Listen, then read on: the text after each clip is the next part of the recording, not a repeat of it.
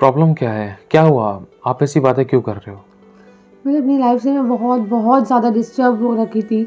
वैसे लग रहा था कि सब कुछ तो कैसे लगता है ना कि हाँ, सब कुछ है, पर इतनी सारी ज़िम्मेवारियाँ, इतना कहते हैं ना कि बिल्कुल प्रेशर, प्रेशर और प्रेशर। मतलब मैं एक चीज़ को सोचती हूँ, जब परमेश्वर औरों को दे सकता तो मुझे क्यों नहीं दे सकता? जिससे कि मैं पूरा दिन घर का काम करना, घर की सेवा-कार्य को अच्छे से सँभालना, ये सब करने की कोशिश करती हूँ। उसके बाद और फिर इतना थक जाती हूँ कि मैं परमेश्वर के साथ नहीं बैठ पाती हूँ। परमेश्वर के साथ बैठना चाहती हूँ, बाइबल पढ़ना चाहती हूँ, प्रभु के लिए और भूख और प्यास है करने की, पर मैं उस रीति से नहीं कर पा रही हूँ। इस बात का मुझे बहुत ज़्यादा दुःख है अंदर। आप एक बात बताओ, आपको इस बात का दुःख है, आपका जो बच्चा है, आपको बच्चा बताता था कि मुझे भूख लग रही है जब वो छोटा था? नहीं ना? आपको पहले से ही पता चल जाता था कि इतनी देर हो गई है, मुझे उसको दूध पिलाना है, इतनी देर हो गई है, मुझे उसको खाना करके देना है। तो सोच कर देखो, क्या परमेश्वर को क्या आपके बारे में नहीं पता कि आपके अंदर कितनी छटपटाहट है? मेरी बेटी मेरे लिए कितनी भूखी और प्यासी है। आप ये मत सोचो कि आप प्रार्थना आराधना संगति वचन में नहीं बैठ पा रहे तो इसका मतलब खुदा ने आपको छोड़ दिया है। आप ये मत समझो कि आप प्रभु के साथ नहीं बैठ पा रहे तो आप प्रभु की बेटी नहीं हो। आप प्रभु की बेटी हो, इस बात को समझने की जरूरत है आपको। आप अपने आप को बिल्कुल भी डिमोटिवेट मत करो। ये मत सोचो कि आप बैठोगे नहीं तो आप प्रभु की बेटी नहीं हो। प्रभु को पता है आपके पास इतना टाइम नहीं हो पा रहा है। अगर टाइम है भी तो आपका कई बार शरीर थक जाता था, चाहकर भी आराधना प्रार्थना संगति में नहीं बैठ पा रहे थे, उसका कारण भी प्रभु जानता है। लेकिन आपके अंदर की छटपटाहट है। ऐसा तो है नहीं कि आप पूरे दिन फ्री हो और फिर आप प्रभु के साथ बैठना चाह रहे हो लेकिन तब और नहीं बैठ रहे। तो वो चीज तो प्रभु को पता है, टाइम होने के बाद भी अगर नहीं बैठ रही तो वो चीज तो एक तरीके से गलत थी। लेकिन आपके अंदर कितनी भूख और प्यास है, छटपटाहट है, इतनी सारी जिम्मेदारियां निभा रहे हो, अगर आप फिर भी आप नहीं बैठ पा रहे तो खुदा को पता है कि मेरी बेटी की कंडीशन कैसी है। खुदा जानता है। पर मैं परमेश्वर से डिवाइन हेल्पर्स मांगती हूँ। परमेश्वर मुझे स्वर्गदूतों की सेवा दे, डिवाइन हेल्पर्स दे। परमेश्वर पता कभी कभी ऐसा ऐसा इस समय ऐसा लग रहा है कि मेरा कुछ काम करने का मन नहीं हो रहा, फिर भी मुझे करना पड़ रहा है। फिर भी लगता है कि हाँ, मुझे ही तो करना है, मुझे करना पड़ेगा। और इन सब बातों को लेके बहुत ज़्यादा टूट जाता है एक इंसान। देखो सुनो, और एक स्त्री होने के नाते मेरे को सुबह उठना, बच्चे को देखना, घर का काम देखना, इतनी सारी रिस्पॉन्सिबिलिटीज़ कि इंसान का शरीर इतना थक जाता था कि वो सच में, हालांकि आपने कहा सच में खुदा हमसे प्यार तो करता है, पर एक बेटी की वो तो तमन्ना है अपने बाप के साथ समय बिताने की, तो वो कैसे बताया जाए? ये बात बहुत अच्छी है, भूख और प्यास है। देखो मैं एक चीज़ आपसे कहना चाहता हूँ। प्रभु का वचन कहता है कि हमारा चलना फिरना उठना बैठना उसके ग्रहण योग्य हो।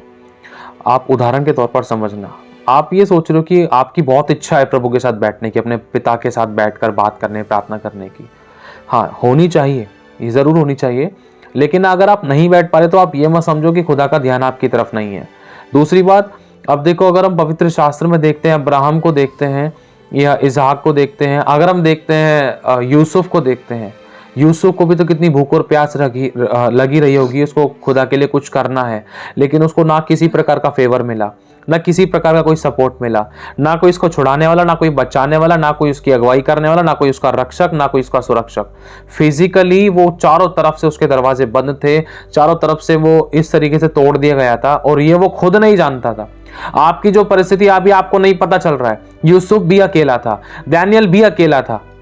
दानियल भी तो कह सकता था, अगर हम दानियल की पुस्तक पढ़ते तो उसमें दानियल ने कितनी बार कहा है, कहां कहा है कि परमेश्वर तूने मेरे साथ ऐसा क्यों किया, मैं तो तेरे साथ ईमानदार था, वफादार था, विश्वास योग्य था, देख मैं इतना भूखा और प्यासा हूं, तू मुझे फेवर क्यों नहीं दे रहा, तू मुझे सपोर्ट क्यों नहीं कर रहा, तू मुझे बड़ा क्यों नहीं रहा। बहुत सी चीजें दानियल भी बोल सकता था। वो तो ईमानदार होने के, सही चलने के बाद भी उसको जेल में डाल दिया गया, सही चलने के बाद भी उसको शेरों की मान में डाल दिया गया। तो आपके साथ जो ये परिस्थिति है ना, सही होने के बाद भी लेकिन आप विश्वास योग्यता निभा रहे हो, जेल जैसी परिस्थितियां, दबी हुई जैसी परिस्थितियां, हालात ऐसे बिल्कुल टूट से गए हैं, कोई सपोर्ट नहीं, कोई फेवर नहीं, कोई कंधा नहीं, या किसी से कोई कोई चार बातें अच्छी भी कह दे, हाँ बेटा तू अच्छी कर रही, चल प्रभु तुझे बेटा बहुत बड़ा है, या बेटा तू अच्छा कर रहा है, बच्चे तू अच्छी कर रही है, तुझे प्रभु बहुत ब्लेस करेगा, या कोई तुम्हारे लिए दुआई करे। दानियल के लिए कोई नहीं था दुआ करने वाला, यूसुफ के लिए कोई नहीं था दुआ करने वाला। लेकिन ध्यान रखना, पवित्र शास्त्र में प्रभु यीशु मसीह स्वयं कहता है कि मैंने तुम्हारे लिए प्रार्थना की कि तुम्हारा विश्वास ना जाए। उससे बढ़कर कुछ है? फिर इस बात का बहुत बुरा लगता है मुझे, जब करने के बाद भी अगर कोई अप्रिशिएट ना करे, कोई पीठ ना थपथपाए, कोई पूछे ना। अंदर अंदर एक औरत टूटती रहती थी, कोई पूछने वाला नहीं, बस काम कर रही है कितनी बार हाथ जल जाना, कितनी बहुत छोटी-छोटी चीज़ें होती हैं जिसमें औरत को प्यार चाहिए होता है, और उस रीति से नहीं मिल पा रहा था तो औरत कहाँ जाएगी फिर? कोई देखो तो हो एप्रिशिएट करने वाला, कोई तो हो मोटिवेट करने वाला। उसके बाद भी लोग बोलते हैं कि करा ही क्या है, ये तो करते ही नहीं है, ये तो करते ही नहीं है काम। हमें तो पता लगता है खाना ही बाहर से ही आता होगा इनके घर में। तो वैसी ऐसी बातें जब सुनने को मिलती है ना तो दिल बहुत टूट जाता है, जब करता है इंसान को कि परमेश्वर हमें गुप्त में देखता है ना? पर लोग आते हैं और बोल के चले जाते हैं, ये चीज़ बहुत बुरी लगती है। देखो, आपके साथ ऐसा इसलिए हो रहा है क्योंकि आपके द्वारा परमेश्वर बड़े काम लेगा। दूसरी बात, आपकी ज़िंदगी में परमेश्वर का खतरनाक अभिषेक है। तीसरी बात, जब खतरनाक अभिषेक परमेश्वर का जब एक व्यक्ति की ज़िंदगी में आता है ना, तो वो हर जगह से कई बार फेवर को नहीं देख पाता है, क्योंकि वो अभिषेक उसको तैयार कर रहा होता है। और ऐसा लगता है कि परमेश्वर मैं अपनी तरफ से बेस्ट कर रहा हूं, मुझे फेवर नहीं मिल रहा, मुझे सपोर्ट नहीं मिल रहा, मुझे अप्रिसिएशन नहीं मिल रहा। अगर यही सेम चीज यीशु सोचता, इसी बात को लेकर बैठता, तो वो कभी हमारे लिए एक सेट एग्जाम्पल नहीं बनता। उसको किसी से अप्रिसिएशन नहीं मिला। अगर हम देखते हैं जिन लोगों के लिए यीशु मसीह ने चमत्कार किए, उन्हीं लोगों के बीच में जब यीशु मसीह को लाकर खड़ा कर दिया तो लोगों से पूछा गया कि क्या किया जाए, इसका क्या किया जाए, बताओ। उन्हीं लोगों ने बोल दिया इसको क्रूस पर चढ़ाओ। जिन्हीं लोगों के लिए यीशु मसीह ने बड़े काम किए, उसको एप्रिसिएशन मिला? नहीं मिला। वो किससे उम्मीद लगाएगा? जिसकी जिंदगी में सामर्थ्य अभिषेक होता ना, सारे दरवाजे बंद हो जाते हैं। अगर आपकी जिंदगी में सामर्थ्य अभिषेक नहीं होता ना, तो आपकी जिंदगी बहुत बढ़िया चलती।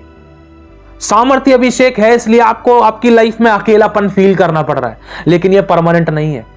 एक समय ऐसा आएगा कि आपको इतने बड़े फेवर परमेश्वर देगा, इतनी लाइफ में इतनी प्रॉस्पेरिटी देगा, इतनी फ्रूटफुलनेस देगा, आपके काम मिनटों में होंगे। डिवाइन हेल्पर्स, डिवाइन एंजल्स आएंगे आपके लिए। परमेश्वर को पता है, और वो कभी भी आपको ब्लेस करेगा, किसी से पूछकर नहीं करेगा, क्योंकि आपने किसी से पूछकर दुख नहीं उठाया है। आपने किसी से पूछकर अपने नींदों को नहीं त्यागा है। दूसरे के लिए भलाई करने के लिए आप हमेशा करते गए। आपकी जिंदगी में वो सामर्थ्य अभिषेक है। आप ये मत सोचो कि कोई नहीं देख रहा, इसका रिवॉर्ड परमेश्वर देगा। आप जब निस्वार्थ भाव से कर रहे हो, किसी से ना पाने की आशा रखकर जब कुछ काम कर रहे हो, तो क्या खुदा इसका प्रतिफल नहीं देगा? खुदा जरूर देगा। आपको लग रहा है कि प्रभु काम नहीं कर रहा, लेकिन प्रभु काम करता है। आपको दिखाई दे रहा है प्रभु काम नहीं कर रहा, लेकिन वो काम करता है। आपको महसूस हो रहा है कि प्रभु काम नहीं कर रहा, प्रेयर्स भी आंसर्स नहीं आ रहे, लाइफ में कोई सपोर्ट नहीं दिखाई दे रहा, कोई फैमिली फेवर नहीं दिखाई दे रहा, अकेलापन दिखाई दे रहा है बस, और टूटा हुआ हृदय कहां लेकर जाओ? कोई पूछने वाला नहीं है, और कोई पूछता भी नहीं है कि क्या हुआ, हालचाल कोई नहीं पूछता, क्योंकि वो अभिषेक आपको तैयार कर रहा है। क्योंकि वो अभिषेक परमेश्वर ने आपको गुप्त रूप से तैयार कर रहा है वो आपको। देखो, ध्यान से सुनना इस छोटी सी बात को। परमेश्वर ने मूसा को लगभग 40 साल के लिए गुप्त रखा। जब वो मिस्र से भागकर आया, यूसुफ को कुछ सालों के लिए, लगभग 13 साल, ऐसी कुछ सालों के लिए यूसुफ को गुप्त रखा। प्रधानमंत्री बनने से पहले उसको गुप्त रखा। लोगों की दृष्टि उसके ऊपर बिल्कुल भी नहीं थी। उसको तो ऐसी व्यभिचारी या गलत इंसान समझकर उसको तो इग्नोर कर, उसको ध्यान ही नहीं देते थे। समझ रहे हो? परमेश्वर ने उसको, अगर हम ध्यान से देखते हैं, शाऊल को भी 3 दिन के लिए गुप्त रखा था, जिसको पौलुस बनाया था परमेश्वर ने। 3 दिन तक वो एक ही जगह पर पड़ा रहा। यूसुफ को भी लगभग 30 साल के लिए उसको गुप्त रखा था। एक सही समय आने पर उसको खोला, अपनी मुट्ठी को खोलकर रिलीज किया। डैनियल को भी एक सही समय आने पर परमेश्वर ने उसको रिलीज किया। शद्रक, मेशक, अबेदनगो के बारे में हम देखते हैं। याकूब को, वो इजराइल ऐसे नहीं बन गया। 17 साल, लगभग 14 या 17 साल के आसपास वो परखा गया, तोड़ा गया। सामर्थी अभिषेक। आज यहोवा, पता है, यहोवा से पहले आज उनका नाम आता है, इब्राहिम, इज़हाक और याकूब का परमेश्वर, इजराइल का परमेश्वर, क्योंकि वो तोड़े गए हैं। अगर आप चाहते हो कि आपके द्वारा बड़े काम हो, खुदा को अच्छे बर्तन नहीं चाहिए, खुदा को टूटे हुए बर्तन चाहिए, जिनको वो अपने तरीके से अपने मुताबिक बनाकर ढाल सके। वो कहे बैठ तो बैठ, चल तो चल, उठ तो उठ, सो तो सो, जाग तो जाग, लेकिन आसान नहीं होता। आपको बड़े काम करने ना, आप लंबी रेस के घोड़े हो, आपको बड़े कामों के लिए परमेश्वर ने चुना है, तो ये काम ऐसे नहीं हो जाते, तैयार होना होता है। और कई बार नींद भी पूरी नहीं हो पाती थी, इतनी थकान, इतनी नींद, ऐसा लगता था बस सो जाओ। उसके बाद भी नींद मार मार के काम करना। पर अगर हम एक बात मुझे समझ नहीं आती, जब हम दुनिया से मिलते हैं ना, पता नहीं दुनिया ऐसे क्यों बोलती थी कि पूरा दिन बस आराम ही तो करती है, पूरा दिन बस सोती तो रहती है, पूरा दिन कुछ काम थोड़ी ना होता है, करना ही क्या होता है, ये क्या होता है, जब ऐसी-ऐसी बातें जब याद आती है तो दिल बहुत टूट जाता था। क्या प्रभु हमारी इमेज को क्या अच्छा नहीं कर सकते उन लोगों के सामने? कर सकता है, वो सब कुछ कर सकता है। उसका कलाम कहता है कि मेरे लिए कुछ काम कठिन है, कुछ भी काम कठिन नहीं है। लिखा है, जो मेरी सेवा करते हैं मेरा पिता उनका आदर करेगा, मैं और पिता उसके पास आएंगे। हर चीज का एक सही समय रखा है। वो अभिषेक जो परमेश्वर ने आपकी जिंदगी के अंदर रखा है वो आपको तैयार कर रहा है। जितना आप लोगों के लिए बेस्ट अपनी तरफ से हेल्प कर रहे हो, अपनी तरफ जितना आप लोगों के लिए बेस्ट कर रहे हो, उसका पलटकर आपको 1% भी अच्छा नहीं मिल रहा था। लेकिन जो किसी के लिए बेस्ट नहीं कर रहे उनको फेवर पे फेवर मिल रहा है। उनको क्यों मिल रहा है? लोगों के काम मिनटों में हो रहे हैं, लोगों को मिनटों में उनको अप्रिशिएट किया जा रहा है, छोटी छोटी बातों में उनको गुड न्यूज़ मिल रही हैं, उनके काम मिनटों में सफल हो रहे हैं, उनको अप्रिशिएशन मिल रहा है, ब्लेसिंग पे ब्लेसिंग मिल रही है, उनकी गवाहियों पे गवाहियां बन रही हैं। लेकिन 5 उंगली एक बराबर नहीं है। आपको तोड़ा जाने के लिए रखा है, आपको तैयार होने के लिए रखा है। आपकी जिंदगी में वो अभिषेक है जो उनकी जिंदगी के अंदर नहीं है। जो आपको लग रहा है प्रभु उनको देखो, वो कितने अच्छे से खा रही पी रही है, उनके घर में कितने नौकरानियां लगी हुई हैं, उनके कितने वर्कर्स लगे हुए हैं, उनको करना ही क्या होता है? खाना बनाओ, फोन चलाओ, खाना खाओ, आराम से सो जाओ। उनकी जिंदगी कितनी अच्छी। हाँ, मैं इतना काम कर रही हूं, इतना काम करने के बाद भी कोई एप्रिसिएशन नहीं है, कोई सपोर्ट नहीं है, कोई डिवाइन हेल्पर्स नहीं है, कोई हमारे घर में कोई काम के लिए भी नहीं है। सारा काम मुझ पर। वो अभिषेक आपको अकेला होने देता है। कई बार वो अभिषेक आपको फील कराता कि नहीं, तुझे किसी की जरूरत नहीं है, ताकि आप जब बड़े लेवल पर पहुंचो, आप उन सब चीजों को, लाखों प्रॉब्लम्स को मिनटों में सॉल्यूशन कर सको। वो अभिषेक आपको अंदर से इस तरीके से तैयार कर रहा है, एक सेट एग्जाम्पल बनाने के लिए। मुझे बहुत एक बात का मेरा एक क्वेश्चन भी है कि जिनके पास ना पता है डिवाइन हेल्पर्स भी हैं, सब कुछ है, पर वो खुदा को समय देना नहीं चाहते हैं।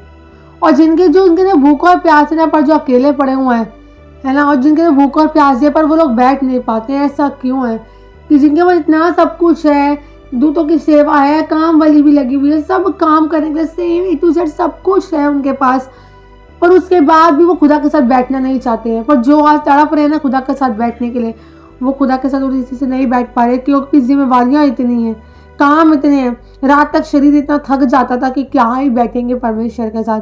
आत्मा तो तैयार लिखा कि शरीर दुर्बल था। तो ऐसी सिचुएशन में इंसान क्या करेगा? क्या बुरा नहीं लगता? प्रभु तो औरों को दे सकता है, तो हमें भी तो दे सकता है। हम तो तेरे साथ बैठने के लिए मांग रहे हैं परमेश्वर, उसके बावजूद भी अगर ये सब चीज़ें होती तो बहुत दिल दुखता है मेरा। देखो, एक चीज ध्यान रखना, प्रभु का वचन कहता है जिसके पास है उसे और दिया जाएगा। आपके अंदर एक भूख और प्यास है कि मैं खुदा तेरे लिए कुछ करना चाहती हूँ, तो वो सारे के सारे इक्विपमेंट्स आपको देगा, क्योंकि आपके अंदर है। और जिसके पास है उसको वो यूज नहीं कर रहा है, तो उससे वो भी ले लिया जाएगा जो उसके पास है, और उसको दे दिया जाएगा जो उसके योग्य है। समझ रहे हो? इसमें 2 बात अगर हम आसान शब्दों में देखते हैं, शैतान को पता चल गया कि आपके ऊपर परमेश्वर का सामर्थ्य अभिषेक है। वो चाहकर भी आपको वो फेवर नहीं मिलने देता। कई बार वो चाहकर भी आपको एप्रिसिएशन नहीं मिलने देता, क्योंकि दुष्ट चाहता है तोड़ना, दुष्ट चाहता है रास्ते से हटाना। ध्यान रखना, जब यीशु की सेवकाई शुरू हुई थी, यीशु तक के पास शैतान आया था, उसको हटाने के लिए, उसको भटकाने के लिए, उसको गिराने के लिए, उसको मारने के लिए, उसकी हेल्थ पर उसने अटैक करने की कोशिश की। गिरा दे अपने आप को यहां से। वो भी तो भूखा और प्यासा था, भूख लगी थी। लिखा है, अगर हम वचन पढ़ते, तब उसको भूख लगी, तब परखने वाले ने पास आकर, दुष्ट को पता चल जाता है इसको भूख लग रही है, इसको उसका खुदा खिला दे, इससे पहले मैं उसको भटका दूं। और जब खुदा तृप्त करता है, वो ऐसे तृप्त करता है, फिर कभी इंसान भूख और प्यासा नहीं रहता।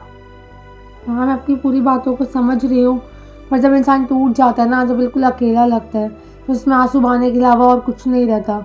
जो मेरे साथ हो रहा है इस समय, वो सिर्फ मैं और मेरा परमेश्वर ही जानते हैं। कोई तीसरा बंदा समझ नहीं सकता। बहुत से लोग मेरी लाइफ में आते हैं, बस गाइड करके चले जाते हैं। बहुत से लोग आते हैं, ऐसे कर लो वैसे कर लो, बस बोल के निकल जाते हैं। कहते हैं कि जब तक दूसरे के जूते में जब तक पाँव न डालें, तब तक सच में पता नहीं चलता कि उसके जीवन में क्या बीत रही है और क्या नहीं बीत रही है। इस समय मुझे पता है कि मेरी लाइफ में क्या कैसा है, कैसा नहीं है, वो सिर्फ मेरा परमेश्वर जानते हैं। देखो, एक गीत है ना, तू जो साथ खड़ा है खुदा। इवन किसी का फ़ोन कॉल भी नहीं आता, ना कोई हालचाल पूछेगा, बस आएगा तो बस काम के लिए आता है, वरना कोई फ़ोन कॉल नहीं आता, कुछ नहीं आता। किसी चीज़ की ज़रूरत तो नहीं है, कुछ खाने का मन तो नहीं है, कुछ नहीं, कुछ भी नहीं।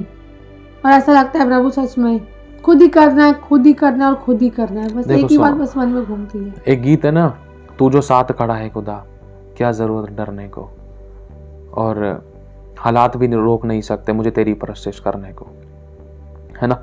और उसमें और भी कई सारी ऐसी लाइंस हैं जो रियलिटी है। इंसान भूखा और प्यासा है और बहुत कुछ करना चाह रहा है, लेकिन खुदा को पता है वो नहीं कर पा रहा है, और खुदा उन लोगों के ज़्यादा करीब रहता है जो अंदर से उसके लिए भूखे हैं। आप ये मत सोचो कि आप प्रार्थना संगति करोगे तो ही खुदा आपसे प्यार करेगा। आपके अंदर भूख और प्यास है, आप कामों के द्वारा प्रभु के गुणों को प्रकट कर रहे हो, आप माफ़ कर रहे हो, क्षमा कर रहे हो, दया कर रहे हो, वो बहुत महत्वपूर्ण बात है, वो बहुत इंपॉर्टेंट चीज़ है। आप प्रभु के कामों को गुणों, अपने प्रभु के गुणों को तुम कामों के द्वारा प्रकट कर रहे हो। उस समय आपको किसी के सहारे की जरूरत नहीं है, समझ रहे हो। उस समय आपको परमेश्वर का फेवर, परमेश्वर की उस अनुग्रह, उसकी उस गाइडेंस की ज़रूरत है। आप ये मत सोचो कि कोई मेरे को अप्रिशिएट करे, किसी मनुष्य से उम्मीद मत लगाओ कि कोई आपका, मैं कह रहा हूँ आप कितना भी 1000 काम किसी को करके दे दो, कोई ना कोई अपने चश्मे से देखकर उसके अंदर कोई ना कोई कमी निकाल सकता था। लेकिन खुदा की दृष्टि में अगर आपने सब्जी में नमक भी कम कर दिया ना, तब भी वो खुशी खुशी आपके साथ खाएगा, कभी उंगली नहीं उठाएगा, कभी वो कमी नहीं निकालेगा। उस व्यभिचारिणी स्त्री को याद करना, समझ रहे हो। तो ये ऐसी बातें हैं कि जो आपको समझना है कि आप अकेले नहीं हो, आपको वो अभिषेक तैयार कर रहा है। जो फेवर आपको मिलना चाहिए वो फेवर दूसरों को मिल रहा है, और आप उससे अच्छा कर रहे हो, लेकिन आपके साथ और बुरा हो रहा था, लेकिन दूसरे के साथ अच्छा हो रहा है। हालांकि उससे ज़्यादा आप आज्ञा पालन कर रहे हो। आप उससे ज़्यादा, वो स्त्री अपने पति की रिस्पेक्ट नहीं करती, वो बहन अपने फैमिली की रिस्पेक्ट नहीं करती, वो बहुत गाली गलौज, झूठ बोलना, चुगली निंदा करना, लेकिन उसके साथ सब अच्छा हो रहा है। लेकिन आप सबके साथ अच्छा कर रहे हो, लेकिन फिर भी आपके लिए सारे द्वार बंद क्यों थे? अभिषेक कई बार आपको अकेला करता है, आपको अकेला कराता है, द्वार बंद करता है। वो तेरे नुकसानों के लिए नहीं, तेरी भरपाई, तेरे फायदे के लिए, तेरी रक्षा सुरक्षा करने के लिए, तेरी संभाल करने के लिए, तुझे अंदर से तैयार करने के लिए, कहीं तू अपना नाश ना कर ले। उनको देखो, आपके पास घर है, आप ये मत सोचो कि मैं इतना भूख और प्यास कर रही हूं और लेकिन खुदा मेरे को समय क्यों नहीं दे रहा है। उनसे पूछो जिनका ना कोई अगला है ना पिछला है, जिनके पास तो खुदा भी नहीं है, जो बेचारे सड़कों पर सोते हैं, वो किससे आस लगाएंगे? वो किस खुदा की परस्तिश करेंगे? वो किससे बोलेंगे कि मेरे लिए ये हो जाए, मेरे साथ ऐसा हो जाए? कोई आशा नहीं है उन लोगों के पास, कोई आशा नहीं थी उनके पास। कोई अपना सपोर्ट भी नहीं था कि कोई उनको रोटी खिला दे। पता भी नहीं आज की रोटी मिलेगी नहीं मिलेगी, फुटपाथ पे जो लेटे, पता भी नहीं रात को टाइम के लिए सो पाएंगे नहीं सो पाएंगे, तकिया मिलेगा नहीं मिलेगा। मैं समझ रही हूँ आपकी बातों को, मैं समझ रही हूँ। प्रभु आपको बहुत ब्लेस करे कि आपने मुझे समझाया और आपने मेरी काउंसलिंग करी। उस बात के लिए परमेश्वर पिता आपको बहुत ब्लेस करे और बहुत आशीष दे। मैं बहुत ज़्यादा बहुत ज़्यादा अकेला लग रहा था। देखो परमेश्वर का वचन कहता है, देखो 2 स्त्री हैं, क्योंकि 1 दिन हो गया, 2 दिन हो गया, और जब कंटिन्यू कुछ बातें तोड़ना चलती है ना, तो दिल अंदर से बिल्कुल वो हो जाता है। देखो आपको प्रभु में आए हुए इतना समय नहीं हुआ, सुना ध्यान से। लेकिन यूसुफ को देखो, कितने साल तक वो तोड़ा गया, उसको उसके भाइयों ने बेच दिया, उसके भाइयों ने गड्ढे में डाल दिया और उसको फिर झूठे केस में फंसा दिया। फिर भी खुदा उसके साथ था, मनुष्य कोई नहीं था उसके साथ, सारे दरवाजे बंद हो गए। वो रोता था, वो भी अकेला पड़ता था, वो भी आंसू बहाता था, वो भी आहें भरता था। क्या परमेश्वर तू सच में है या नहीं? कई बार अकेला कराता है वो अभिषेक, क्योंकि उस अभिषेक को आपके द्वारा बड़े काम करने हैं, और वो खुदा को पता है। ये तरीका है खुदा का तैयार करने का। सेम 2 स्त्री हैं, एक आप हो जो बहुत अपनी तरफ से हमेशा अच्छा कर रहे हो, और एक वो है जो बिल्कुल अच्छा नहीं कर रही कई बार, लेकिन उसको पलटकर बहुत अच्छा मिल रहा है। उसको सब पूछ रहे हैं, उसकी रिस्पेक्ट कर रहे हैं, उससे बातचीत कर रहे हैं, उसको अच्छा खाना पीना मिल रहा है और उसको आराम मिल रहा है। उसके घर में नौकर चाकर है, उस दूसरी वाली स्त्री के घर में नौकर चाकर है और उसको अच्छे कपड़े लगते मिल रहे, सब कुछ ऐशो आराम मिल रहा है। लेकिन परमेश्वर की दृष्टि, परमेश्वर का ये वचन किसके लिए है?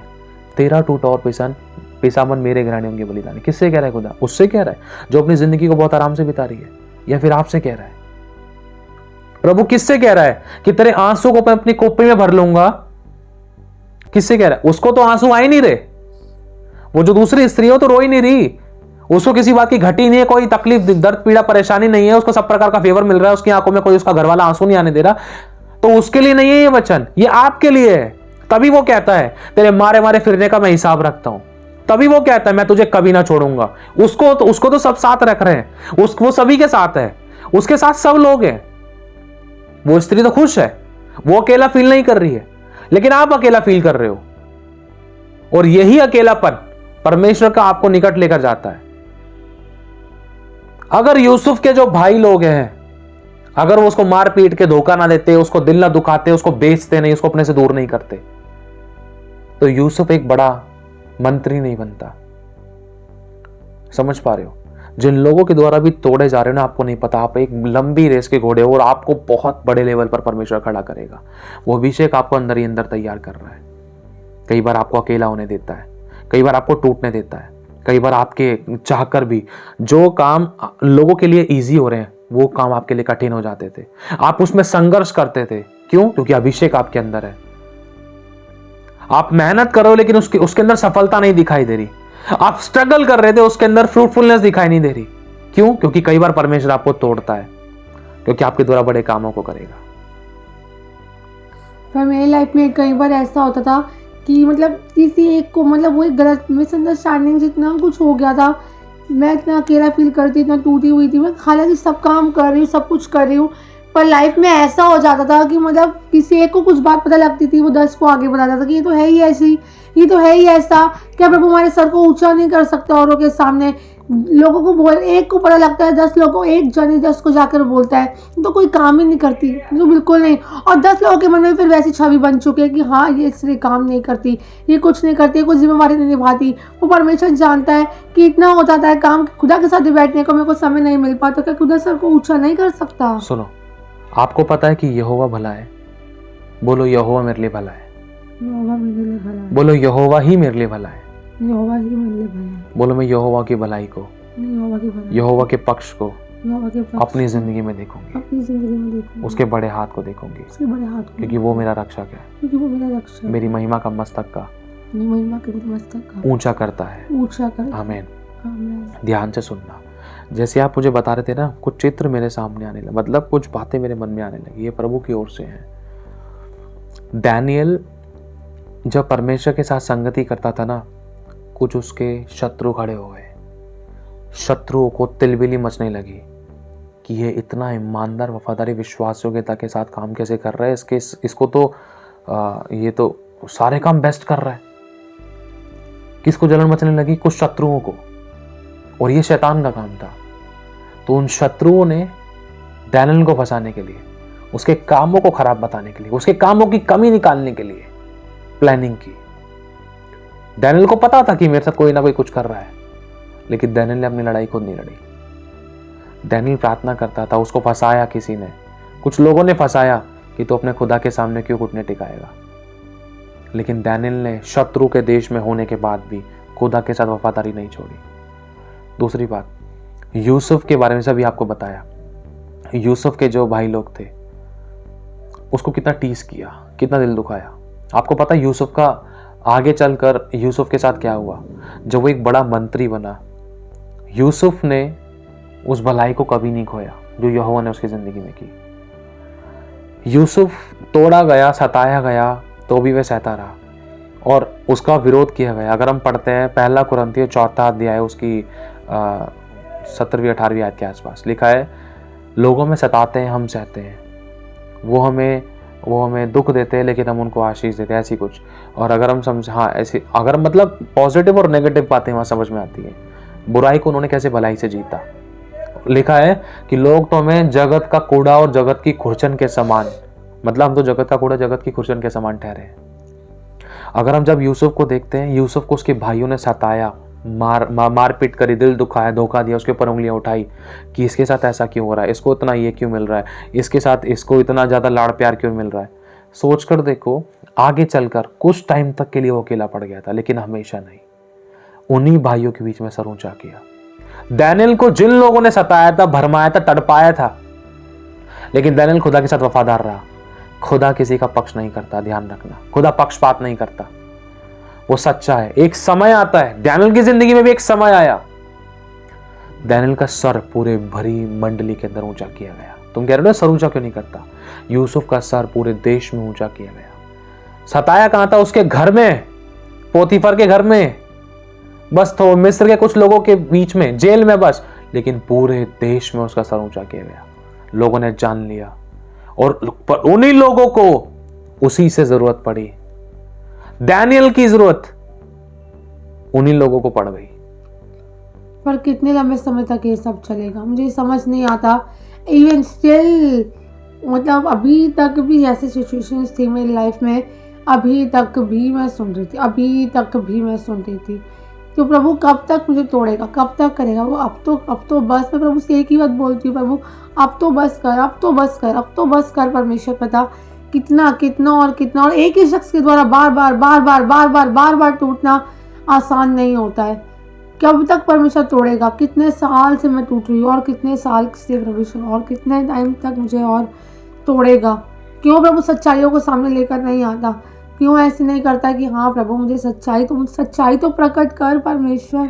सुनो, पर अच्छा करने के बाद भी मैं फिर भी हिम्मत नहीं होती। उन लोगों के लिए मैं इतना बेस्ट करती हूँ, इतना बेस्ट करने की कोशिश करती हूँ। कोशिश परफेक्ट तो मैं भी नहीं हूँ। उसके बाद भी मतलब अच्छा करने के बाद भी, उसके बाद भी कोई मोटिवेशन नहीं, कोई पीठ थपथपाना नहीं। कोई भी कहते हैं ना कि हाँ कोई अपने सर पे हाथ रख के कोई आशीर्वाद दे, वो भी कुछ भी नहीं। कोई गले से लगाने वाला नहीं, कोई प्यार की दो बोली बोलने वाला नहीं, कोई भी नहीं मेरी जिंदगी में। देखो ध्यान से सुनना, आप इस बात को मानते हो कि वचन में लिखा है? सॉरी एक बात और, खुद के शरीर में हिम्मत नहीं होती थी फिर भी बोलता था प्रभु कर। प्रभु की तो कहे अनुसार मैंने किया, कई बार प्रभु के कहे अनुसार किया। प्रभु ने कहा नहीं कर कर, कुछ लोग कर कर कर कर, उन लोगों के लिए कर, तुम लोग करने की कोशिश कर। उसके बाद भी वहां से, उसके बाद करने के, प्रभु के कहने के बाद, करने के बाद भी, उसके बाद ही मुझे तोड़ा गया। आप ये वाली बातें बता रहे हो ना, आपकी जिंदगी में जो तोड़ा जाना है ना, आपको नहीं पता कितने लोगों के लिए मजबूत गवाही का कारण बनेगा, विश्वास को मजबूत करने का कारण बनेगा। इन्हीं बातों को लेकर जब आप इस पे जय प्राप्त कर लोगे ना, जब आप इसकी गवाही दोगे कि मैं कहां कहां से तोड़ी गई, किन परिस्थितियों से, किन हालातों से, जब इस गवाही को लोग सुनेंगे, क्या पता कोई विश्वास से भटकने वाला था, क्या पता कोई खुदा को छोड़ने वाला था, लेकिन जैसी वो आपकी गवाही सुन लेगा वो मजबूत हो जाएगा। वो जान लेगा कि खुदा तूने मेरे से खतरनाक परिस्थिति तेरी इस दासी की थी, तूने इसको संभाल लिया, तो प्रभु मेरी तो परिस्थिति कुछ भी नहीं है, तू मुझे भी संभाल लेगा। तेरी इस दासी ने जब नम्रता धीरज धरा, तेरी बाट जोती रही, तेरा इंतजार करती रही, तेरे महिमा के काम का, तेरे राइट टाइम का वेट करा, तेरे आश्चर्य कर्मों को देखने के लिए, तो प्रभु मैं भी इंतजार कर सकती हूँ। सुनना, एक मिनट मुझे बोलने दीजिए आप। अगर हम ध्यान से देखते हैं, आपने बोला ना कब तक, एक के द्वारा, दो के द्वारा, तीन के द्वारा। इस बात को स्मरण रखना, खुदा जब एक व्यक्ति को इस्तेमाल करना चाहता ना बड़े लेवल पे, किसी के द्वारा भी उसको तोड़ सकता है।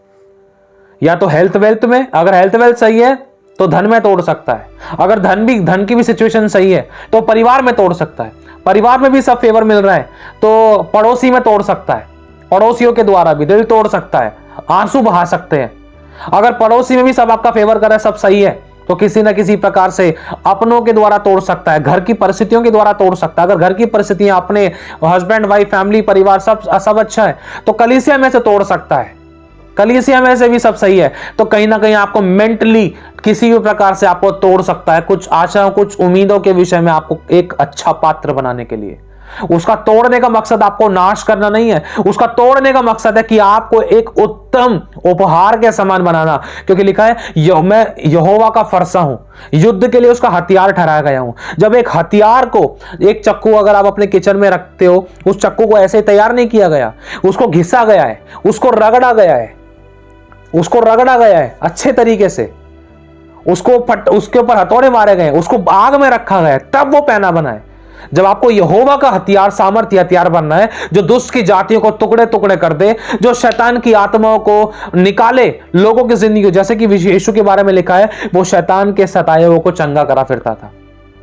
आप कह रहे हो इतना बोझ या इतना टूटा हुआ पन इसके द्वारा तोड़ दिया। यीशु को किस किस के द्वारा तोड़ा? जिनके साथ यीशु ने खाना खाया वहां पर टूटा। यीशु को खुद अपने खाने खाने वाले बंदे ने पकड़वा दिया। ध्यान से सुनना।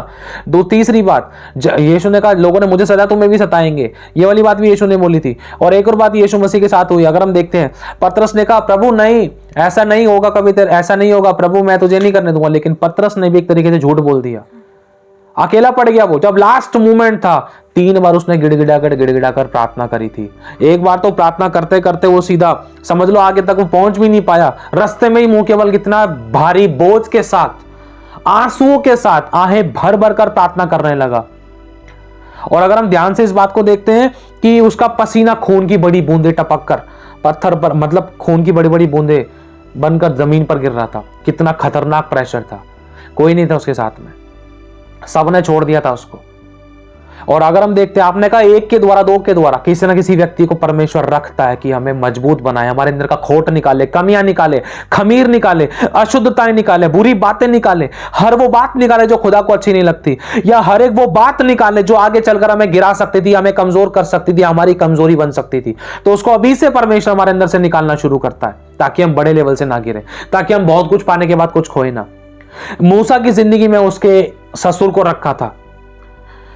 अगर हम देखते हैं याकूब की जिंदगी में, परमेश्वर ने याकूब, समझ रहे हो, जिसको परमेश्वर ने इजराइल कहा था, उसकी जिंदगी में उसके ससुर को रखा था। एक बेइज्जती वाली मोमेंट होता है जब एक लड़का अपने ससुर के घर में रहता है, एक बेइज्जती वाला मोमेंट होता है ये, ससुर के घर में रहना। और उसके साथ धोखा हुआ, उसने कहा मुझे इस लड़की से शादी करनी, ठीक है शादी हो जाएगी। जिस दिन 7 साल बाद शादी का टाइम आया तो उसको धोखा मिल गया, किसी और से शादी करवा दी, तोड़ दिया था उसको अच्छे तरीके से। ऐसे ही नहीं बन गया वो इजराइल। और हर चीज का एक सही समय है, वो आपके साथ भी है। उसको पता है तू इस टूटेपन में अपने आप को नहीं संभाल सकती। अगर खुदा तेरे साथ अभी नहीं होता ना, अगर खुदा आपके साथ अभी नहीं होता तो आप जहर खा के मर जाते, या सुसाइड कर लेते, या कहीं चले जाते। लेकिन ये उसी खुदा का अभिषेक है जिसको ये पता है लोगों ने तुझे छोड़ दिया, तभी वो तुझसे कहता है मत इधर उधर मत ताक कि कोई तुझे कुछ करेगा, कोई हेल्प करेगा, कोई सहारा देगा।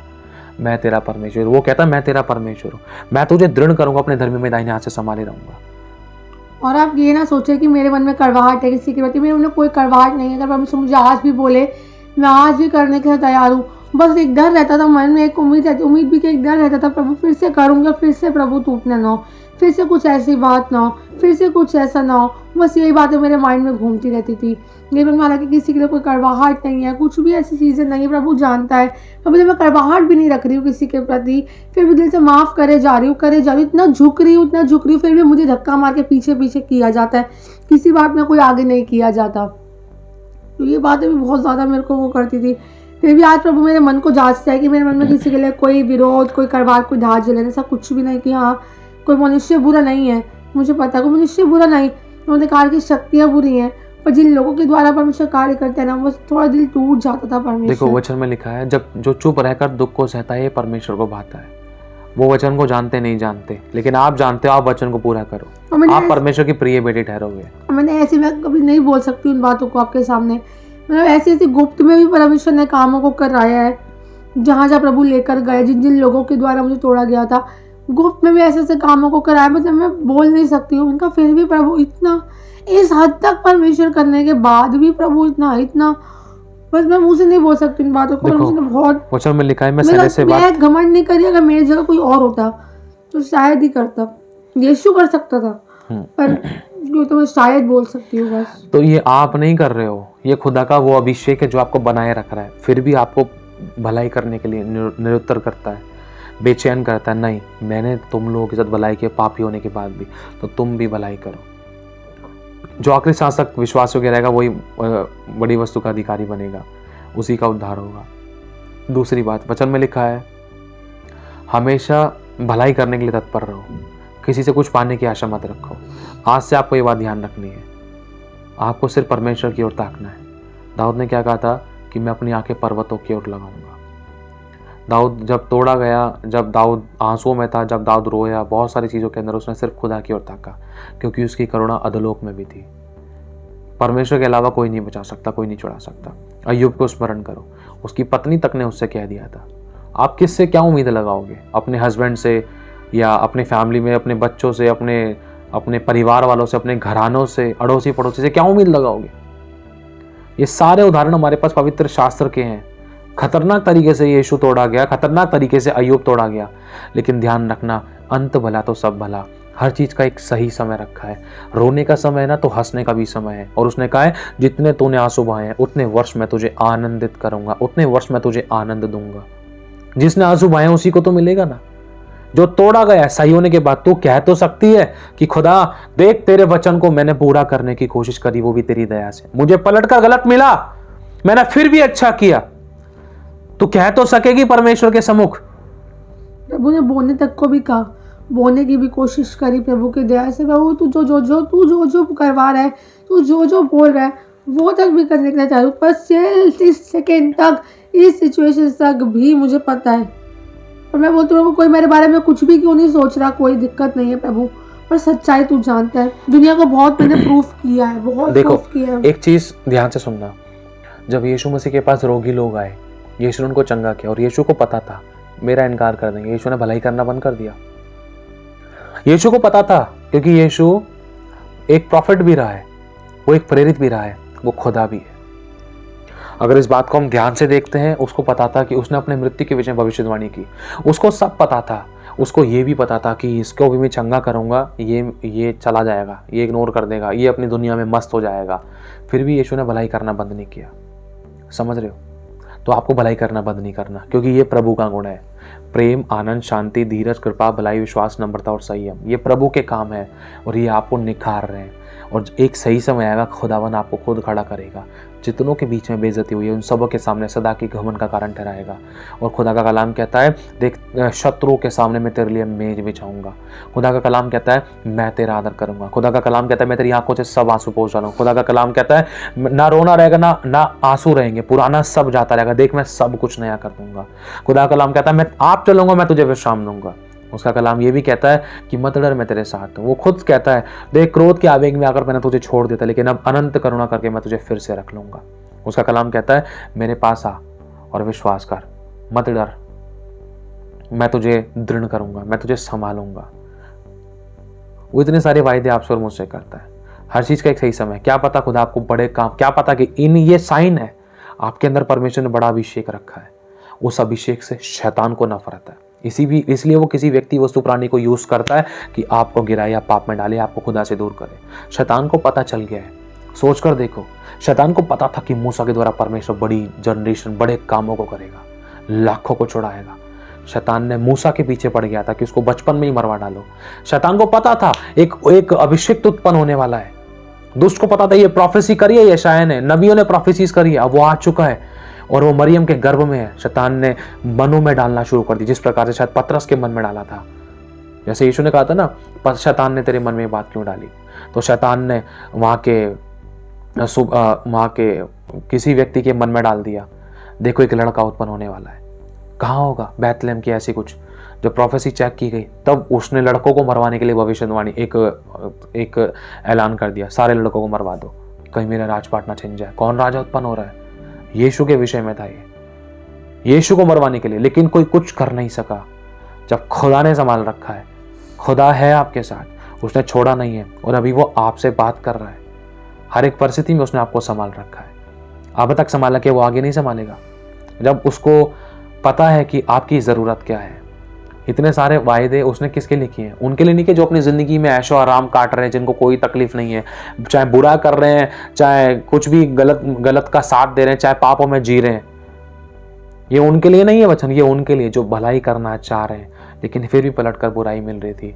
और हमेशा प्रभु महिमा करना चाहते हैं तेरी, और तेरे गुणों को प्रकट करना चाहते हैं, तेरी इच्छा को पूरा करना चाह रहे। तुम यही तो कर रहे हो, तुम प्रभु की इच्छा पूरी कर रहे हो। तुम चांटे के बदले चांटा नहीं कर रहे, बुराई के बदले बुराई नहीं करे, गाली के बदले गाली नहीं करे, दोष के बदले दोष नहीं लगा रहे, सताव के बदले सताव नहीं, तुनक का जवाब नहीं दे रहे, क्रोध नहीं कर रहे, उंगलियां नहीं उठा रहे, चुगली नहीं कर रहे। ये किसके काम है? प्रभु के काम है। क्या खुदा इन बातों से खुश नहीं होता? खुदा कहता है ना, देख जो तेरे अंदर से बाहर आता है, वो जो मनुष्य के अंदर से बाहर आता है वो उसको अशुद्ध करता है, लेकिन आपके अंदर से क्या आ रहा है बाहर? प्रेम। पलट कर प्रेम कर रहे हो, पलट कर क्षमा कर रहे हो, पलट कर दया कर रहे हो, तो क्या खुदा इसका प्रतिफल नहीं देगा? जो यीशु ने किया वो कर रहे हो। आप किसी की दृष्टि में चाहे कैसे भी थे, लेकिन खुदा कहता है तू मेरी दृष्टि में अनमोल और प्रतिष्ठित है। जब खुदा कह रहा, खुदा से बढ़कर कोई है, जब उसने कह दी तो आपको किसकी वाहवाही चाहिए? जब खुदा ने कह दी वाह मेरी बेटी तो बहुत अच्छे आज्ञा पालन कर रही है। एक राइट टाइम रखा है सर ऊंचा होने का।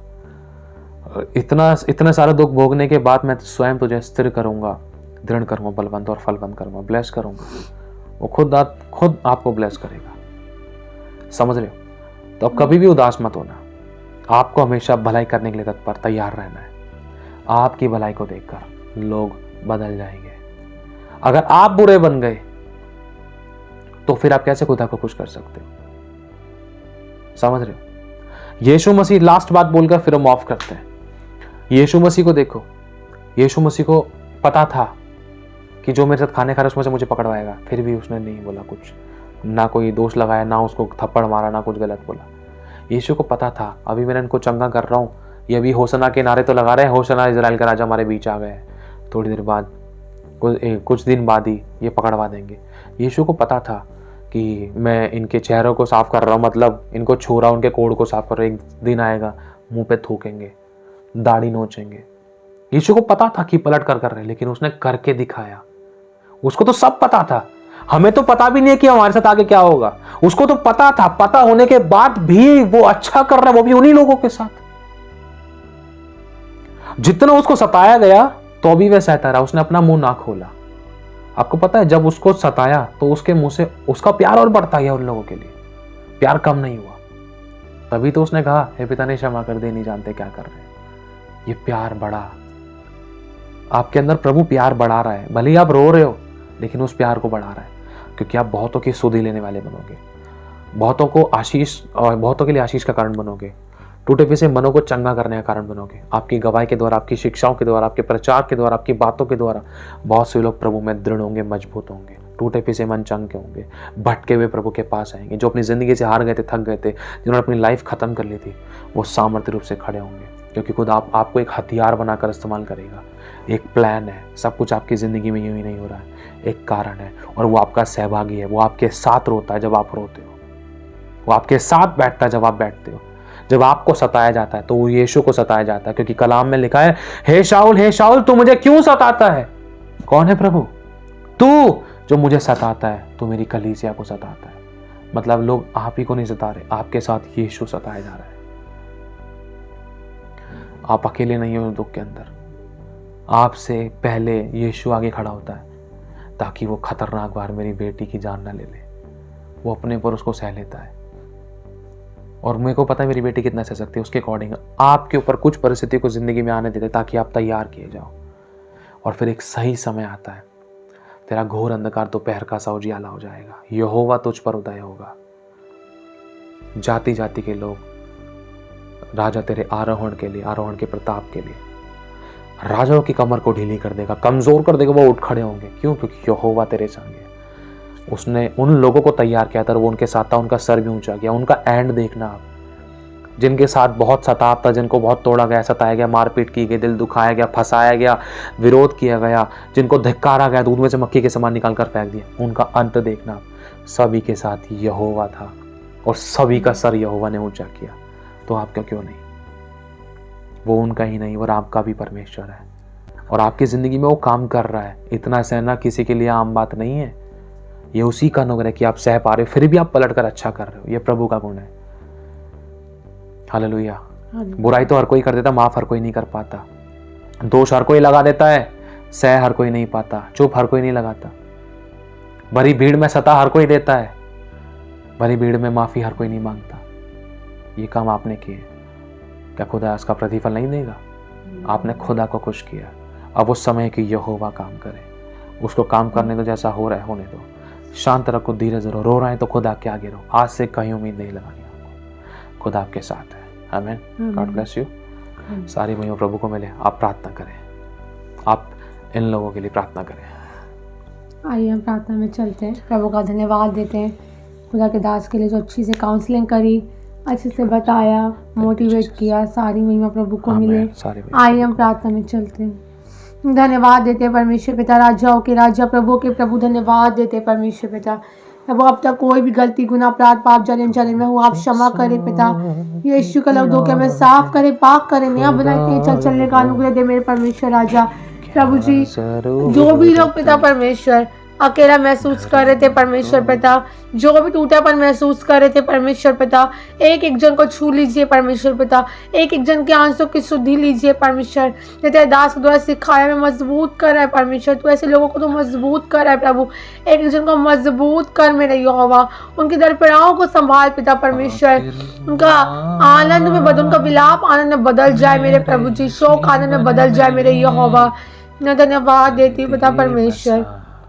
जितने लोग टूट रहे हैं, पिस रहे, अपने आप को अकेला समझ रहे परमेश्वर, प्रकाश उठा के मैं लिखा तेरी आंखों से हर एक आंसू को पोंछ डालूंगा, हर एक के जीवन से पिता हर एक आंसू को पोंछ देने के लिए परमेश्वर धन्यवाद देते हैं पिता परमेश्वर। जिन परिस्थितियों से निकल रहे पिता परमेश्वर, सबको जय पाने का अनुग्रह दे परमेश्वर पिता, सबको उनके ढांढस बन, सबको संभाल, सबको अपने सीने से लगाओ परमेश्वर पिता, और बड़ी बड़ी गवाहियों के साथ खड़ा कर परमेश्वर। हम अपने आप तो कुछ नहीं कर पा रहे परमेश्वर, तो लिखा है जो भी सामर्थ देता है उसे हम सब कुछ कर सकते हैं मेरे परमेश्वर पिता। एक एक बहन बेटियों को, एक एक जन को ऐसे सामर्थ अपनी शक्ति से बढ़ कि वो करने पाए, हम किसी की ओर ना ताके प्रभु, हम तेरी ओर ताकते हैं परमेश्वर पिता, हम आपसे उम्मीद लगाते हैं, हम आपसे बोलते हैं परमेश्वर पिता। आप चारों हमारी ढाल है, हमारी महिमा को, हमारे मस्तक आप पूजा करेंगे परमेश्वर पिता। धन्यवाद देती हूँ पिता परमेश्वर, अद्भुत करने के लिए धन्यवाद देती हूँ, तुम्हारे साथ है परमेश्वर, इस बात की खुशी है मेरे प्रभु, इसी बात से हमें शांति मिलेगी, यहोवा हमारे साथ है। कोई पूछ रहा नहीं पूछ रहा, कोई मोटिवेट करे या ना करे, कोई थपथपाए या ना थपाए, कोई जलों पे ना, कोई जख्मों पे मलहम लगाए या ना लगाए, प्रभु आप जरूर से लगाते मेरे खुदावन। मैं तेरा धन्यवाद देती हूँ राजा, सारी बातें मिलके भलाई को उत्पन्न करेंगी। धन्यवाद देते हैं, आगे का समय आपके हाथों में सौंपते हैं परमेश्वर पिता, यीशु के नाम से दुआ मांगते हैं पिता। जितना जो लोग टूट रहे अंदर ही अंदर, किसी को बता भी नहीं पा रहे, उन परिस्थितियों पर आप जय पाने का अनुग्रह दीजिए मेरे यहोवा। धन्यवाद देती हूँ यीशु के नाम से दुआ मांगते पिता, हमारी प्रार्थना दिल से सुने और ग्रहण करें, एक जन को अपने सीने से लगाना प्रभु, आप यीशु के नाम से आमेन आमेन और amen. Thank you Jesus, thank you Lord, thank you father, thank you holy spirit. सारी महिमा, सारी प्रशंसा, सारी स्तुति, सारा धन्यवाद, सारा धन्यवाद सिर्फ उसे प्रभु यीशु पिता आपको मिले। Thank you Jesus, God bless you all. यदि प्रभु ने आपसे बात की, आपने आशीष पाई, आप चाहें तो इस वीडियो को शेयर कर सकते हैं, सब्सक्राइब कर सकते हैं, चैनल को लाइक कर, वीडियो सब्सक्राइब फॉलो कर सकते हैं। God bless you so much. खुदा सभी को आशीष दे, आशीष में आशीष के कारण बने। God bless you. खुदा आपके साथ है और इन बातों को स्मरण रखना, बहुत से लोगों के साथ ऐसी परिस्थितियां थी और आप कमजोर नहीं हो, यहोवा आपके साथ है। आमीन। God bless. एक बात मैं आप लोगों से और कहना चाहता हूँ, यदि प्रभु आप लोगों को अगवाही करता है तो आप इस मिनिस्ट्री में अपने बीजों को बो सकते हैं, खुशी, आनंद और हर्ष के साथ, बिना किसी दबाव के, बिना किसी जोर जबरदस्ती के।